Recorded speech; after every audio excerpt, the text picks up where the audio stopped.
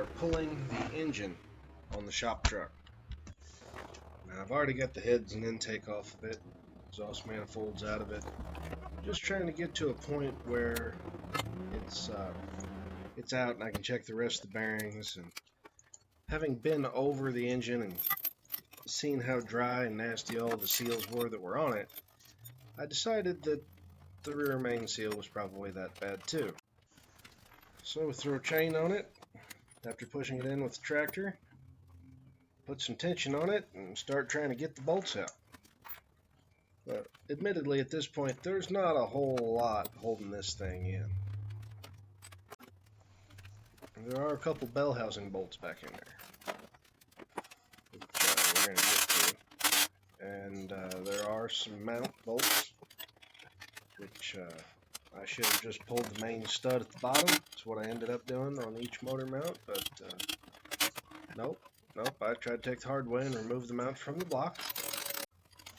There you can see we're getting the end wrench out, because that's the most effective way to do this. Just trying to get the mounts off. Again, more mounts.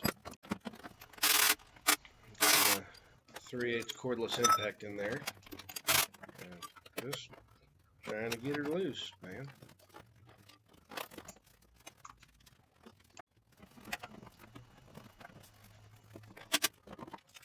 One thing about these old trucks, you can really climb in the engine bay.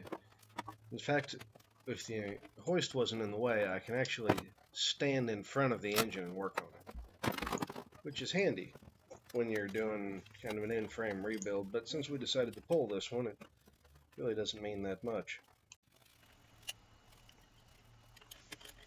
I know to some people the pulling the whole motor might seem like a lot, but the rear main on these is 2-piece, and it goes underneath the main bearing cap.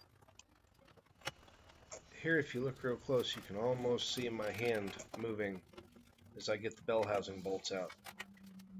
Not much of a clip, but at least to let you know I'm there. Now, with everything pretty much loose, we're playing with the engine hoist here. We're going to get this thing out.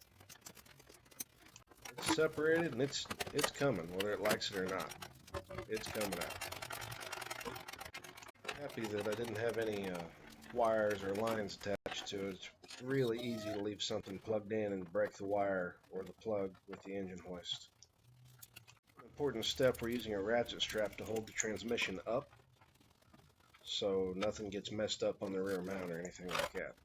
This step, it's really nothing fancy. I'm just pulling the tools and old pieces and bolts and parts, everything that I've left underneath the hood during the tear down. I'm just taking this opportunity to get that stuff out, get some stuff cleaned up, and get ready for our next step so I can push it out easy. Now, I'm kind of lazy, so I took a serpentine belt, put it over the 2-inch ball in front of the tractor and the 2-inch ball in the bumper of the truck, and pulled the truck back out. These big trays that go in the top of your drain pan, best thing ever. Ever. Turns out the clutch was relatively new in this truck. Just kind of weird because the tractor had a relatively new clutch. The truck did too. We're going to go ahead and pull it and the flywheel and get ready to put this thing on the stand.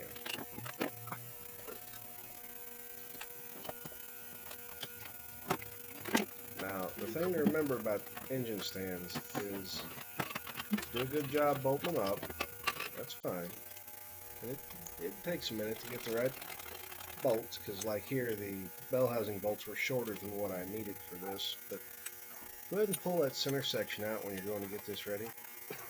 And then use your hoist to lift the engine to where you're lifting the stand onto the engine instead of lifting the engine onto the stand. Engines are, of course, heavy, and stands are usually not quite as heavy, but they are awkward as all get out because of the weight that's out away from the pivot there. So, if it looks awkward for me, it is. In fact, it's awkward pretty much every time that you go and do these things.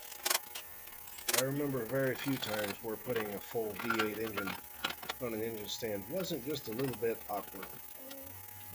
especially with this big heavy yellow stand I've got. But we got her on there, and I'm gonna take these short head bolts back out, and the baby's gonna make noise because that's what babies do. I'm gonna get this thing turned over. Turning your motor upside down like this right off the bat is a great way to get the rest of the fluids out of it, and onto your floor if you don't have a drain pan underneath it. I know this video is just the removal of the engine, but I did want to go ahead and just get a brief look at the bottom side of the motor, and it's pretty crusty, but it's a 1991 that's never been apart, and I don't expect much else. Go ahead, when you pull the oil pump off like I did, check that screen in there for any debris that might be in it. Windage tray off, and we'll check a couple bearings. They really weren't too bad. The truck's got 70 some odd thousand miles on it, right at it, and you expect some wear at that point. Just as long as there's no big, copper areas showing, you're probably fine. Really, not that big a deal. Now, you'll notice that there's nothing going on here. I actually went outside to yell at the dogs because this was like 9:30 at night, and one of my neighbors decided to go on a random walk in front of the house. Now, I'm going to mention probably several times throughout the next couple videos, when you've got bearings out, don't drop them. When you get your bearings out, don't drop the bearings. Any little nicks or anything like that on them. Now, these bearings look pretty good, especially the mains. I went ahead and cleaned just a little bit of gunk off. I just want to see what everything kind of looks like, get a baseline for this kind of stuff. Not a huge deal, but I just want to know before I really dig too much further or buy any more parts.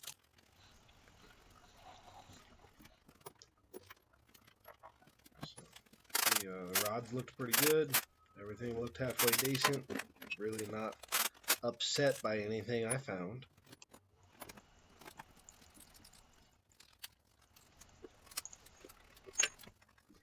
Cranked it through a couple times, kind of got the rods off, 2 rod caps off of it, and just an old motor, nothing fancy here, and probably be reusing the vast majority of this when we go back together.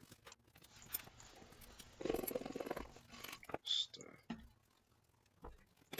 did pull one piston at this time to check skirt wear and get a better view of the bores, how they look. And they're not perfect, but they still got a little bit of crosshatch showing in them.